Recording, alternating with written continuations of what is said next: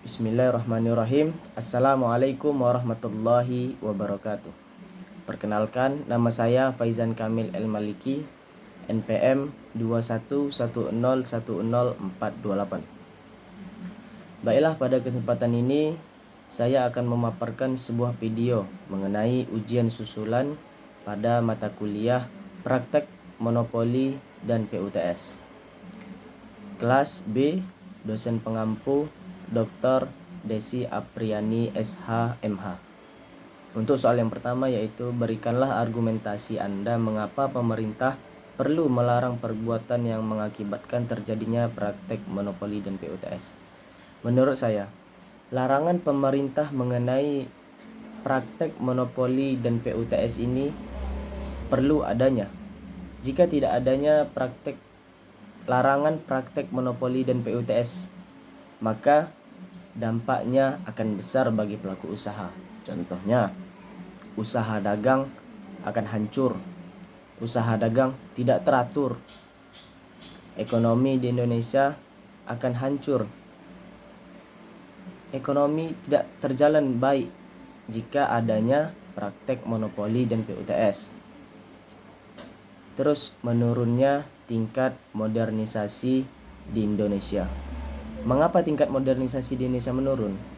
Karena seluruh dunia akan menilai suatu negara dari usaha dagang, dari perekonomiannya. Apakah perekonomiannya anjlok, apakah perekonomiannya tinggi atau berkembang.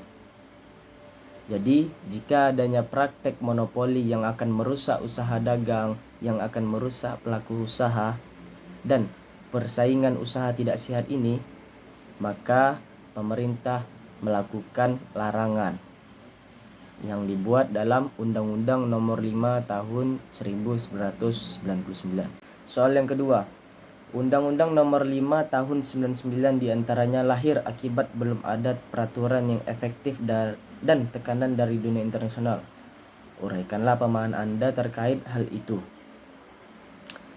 Jadi, lahirnya Undang-Undang Nomor 5 Tahun 99 itu, yang pertama, amanat dari rakyat. Rakyat beramanat bahwasannya buatlah undang-undang tersebut, undang-undang tentang monopoli dan PUTS, karena maraknya kejadian monopoli dan PUTS ini. Maka amanat rakyat ini untuk pemerintah Indonesia pada waktu itu. Selanjutnya, tekanan dari dunia internasional. Sebelumnya pada waktu itu Indonesia meminjam dana kepada internasional atau kita sebut sebagai IMF. Tetapi IMF memberikan syarat kepada Indonesia. Syaratnya yaitu buatlah undang-undang mengenai praktek monopoli dan PUTS jika ingin dipinjamkan dana ke Indonesia.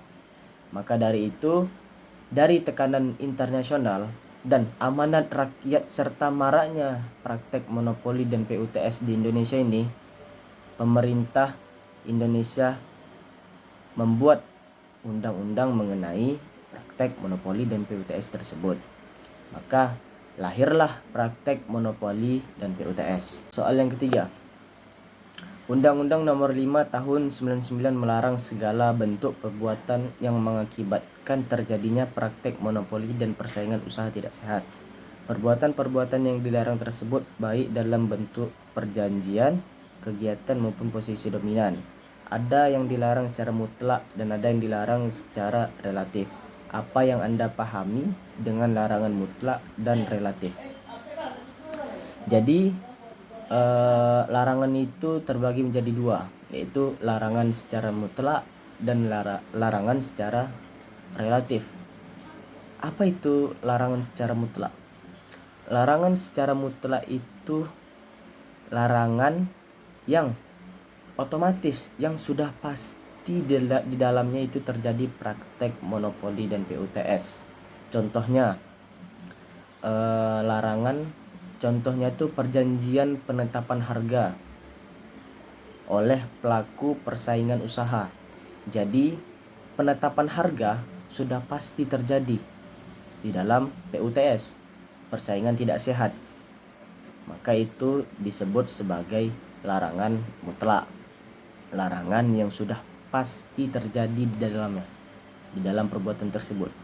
Selanjutnya yaitu larangan relatif, yaitu larangan yang belum pasti terjadi di dalamnya itu